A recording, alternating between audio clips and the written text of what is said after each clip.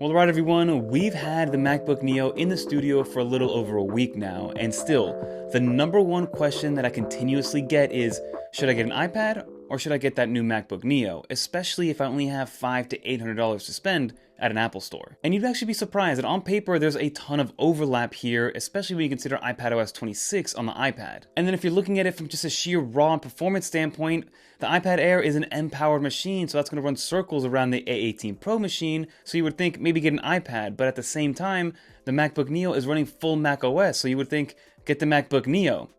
So let's answer, iPad or MacBook Neo? Let's break it down.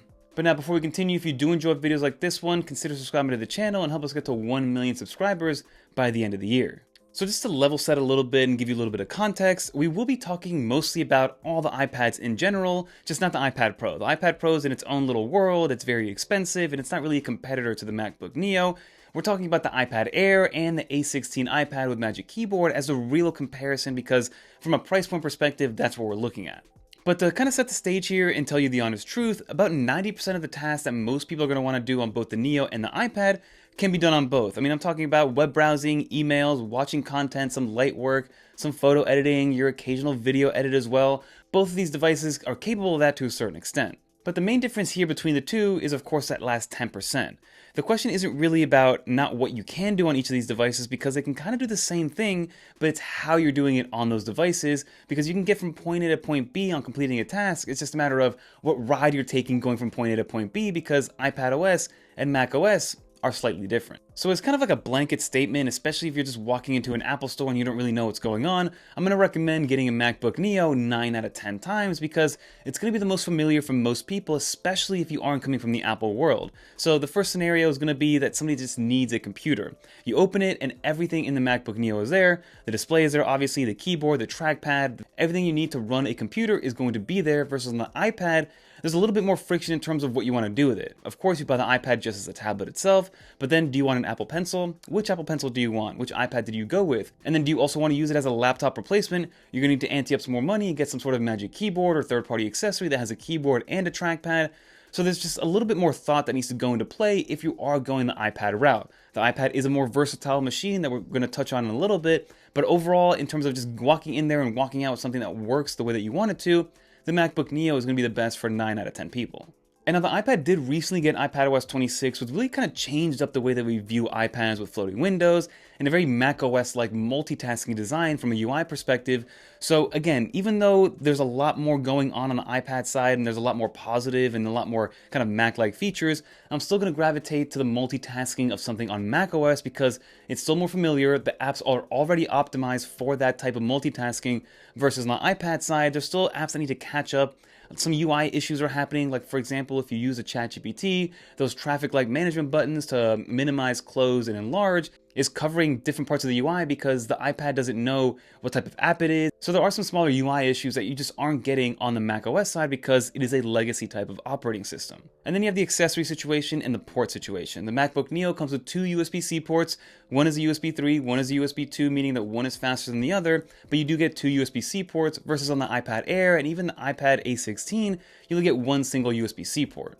Now they're both going to be able to transfer at the same speeds as the USB 3 controller. They're both going to be able to handle all the same peripherals for the most part. You can get dongles, you can get USB-C hubs, but the way that these accessories interact with macOS versus iPadOS is still very different. For example, I did a recent podcast with Steven Robles, shout out to him, and I ran it all through the MacBook Neo. All I did was I plugged in my external microphone via USB-C to one port, and then I plugged in my main Sony camera to use as a webcam into the other port, and that's all I had to do, and I was able to run everything via the MacBook Neo.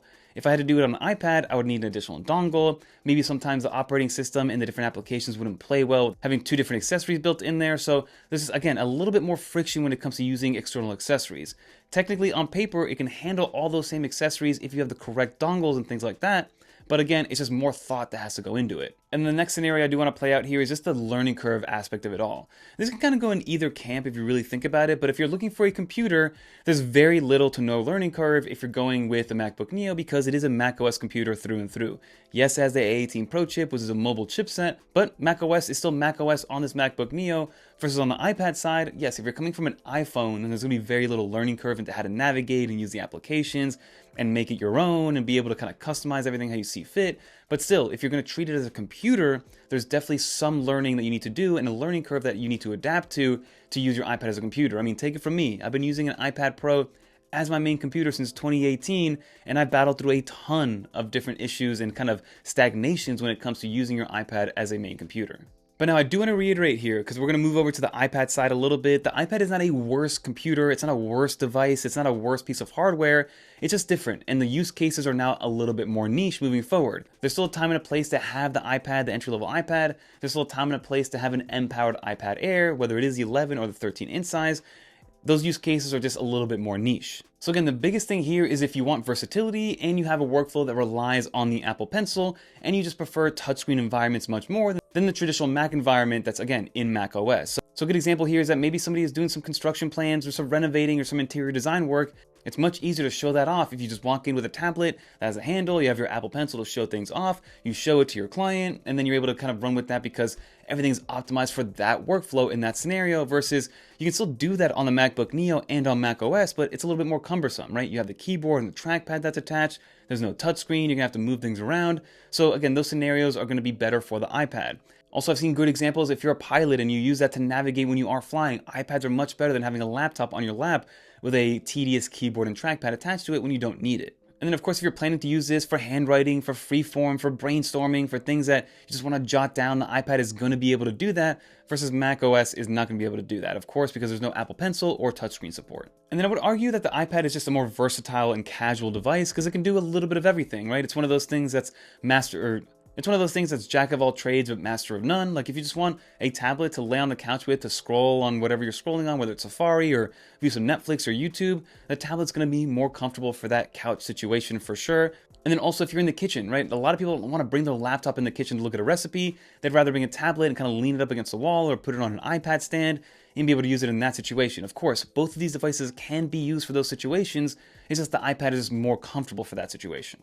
But in my honest take, the iPad is still falling short on a few kind of computer-like situations that if you are looking for a computer, the iPad just isn't going to be it for most people, especially with the MacBook Neo now being available. For example, multitasking still feels a little bit managed, and there still feels like there needs to be a little bit more that needs to be done for all the apps to talk to the iPad in that window managed way to be able to be a little bit more fluid. The file system, while albeit is much improved on the iPad, is still going to be more familiar in the Finder system in macOS, so Finder is still better than the file management that you have on iPad. And then also some websites and apps, like I mentioned, are still acting a little bit weird. If you're trying to use the Google Suite online in Safari, it acts a little wonky sometimes because it doesn't know how to act. It doesn't know if it's being used as an iOS or iPadOS device, or if it's trying to use a web browser or a desktop class browser. A little bit of confusion from an operating system standpoint, where at least with macOS, you know that that's not going to happen. And now I do want to reiterate here that if you are especially comparing it to the iPad Air, an M series iPad Air is going to be more powerful than the MacBook Neo, especially on paper. Again, you're talking about those Geekbench scores, which are out of this world for an iPad. The sheer raw power that you get out of an M4 iPad Air is insane, especially compared to the A18 Pro. But the MacBook Neo, all it needs is an A18 Pro to run everything that you would need it to. So get the MacBook Neo if you want one device for everything. If you do any kind of work, whether it is school, content, creation, maybe you're just using it as a casual device, as a throw around email machine, again, that's going to be good for your MacBook Neo use cases.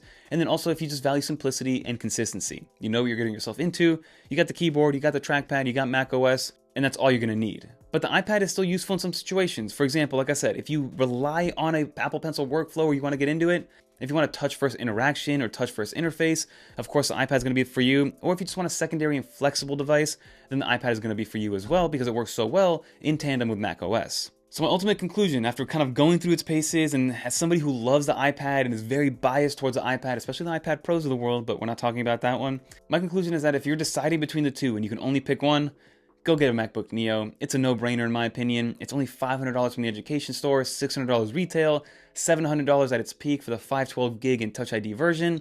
And even at that point, if you do compare it to the iPad Air at $600, you still have to get the Magic Keyboard, which is another $300, the Apple Pencil's another $100. So you're spending $1,000 on an M4 iPad Air, or you can spend $600 on the MacBook Neo and have everything kind of in-house. You're just missing those iPad features, of course. But again, for most people, the MacBook Neo is going to be the obvious choice here.